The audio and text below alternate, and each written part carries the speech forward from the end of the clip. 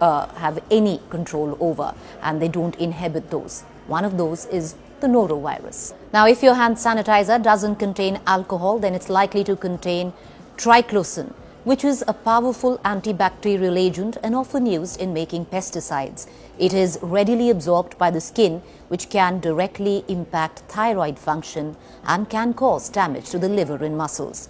Another thing, have you ever thought, a lot of us, especially now, immediately reach out for a hand sanitizer, use it, and then start eating something.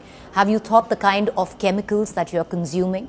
Well, there are a lot of chemicals in hand sanitizers, and frequently consuming hand sanitizers because you don't wash your hands, you use a hand sanitizer instead, and then you use your hands to eat food. You're ingesting the hand sanitizer. Well, it can be very harmful for your immunity, counterproductive, especially for very young children. If kids constantly consume this product, then first it can lead to alcohol poisoning, and secondly, it can lower their immunity to such a level that the body's defense mechanism is in a constant fighting mode, which leads to weakened immunity. This can cause serious side effects when they grow older as well. These adults have a weak immune system and will be more vulnerable to diseases. Moreover, if your hand sanitizer is scented, that means it's loaded with toxins and chemicals. Synthetic fragrances contain phthalates, which are endocrine disruptors that mimic hormone and could alter genital development. So hand sanitizers don't just have these medical risks, but also certain physical impact as well if you use them. As we told you, that sanitizers contain alcohol, which make it highly flammable. So if putting alcohol on your hands, you go near any fire, it can cause some serious burns.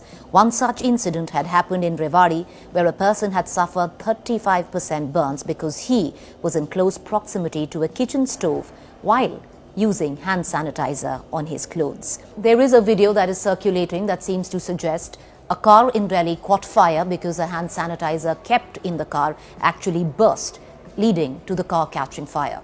Well, that's not a fact, it's untrue. However, if your sanitizer or hand sanitizer that is kept in the car is a big bottle, it's not airtight and is leaking, then vapors can keep accumulating in the car, making the car a small gas chamber. So all it possibly needs to start a fire is maybe a small spark somewhere, and these gases could then lead to a small fire within the car. So that's a fact, but no, hand sanitizers don't just burst into flames. A lot of you out there thinking that the best way to actually clean your masks that you're using is to dip them into sanitizer and clean them with your little bottle of hand sanitizer. Don't do that, because the vapors are then trapped in cloth, and when you wear your mask after attempting to clean the mask, the fumes would possibly cause nausea or even could lead to possible vomiting.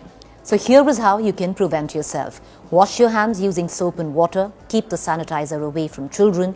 Keep hand sanitizers stored in bottles in a cool and dry place. Keep it in a safe distance from the kitchen and never apply it before you're going to cook or even eat. Clean your mask with regular soap and water. So ultimately, yes, hand sanitizers at this point of time could be an essential commodity if you don't have water and soap within easy access. Because if you do, that should be your first priority. Wash your hands with soap before you use a hand sanitizer.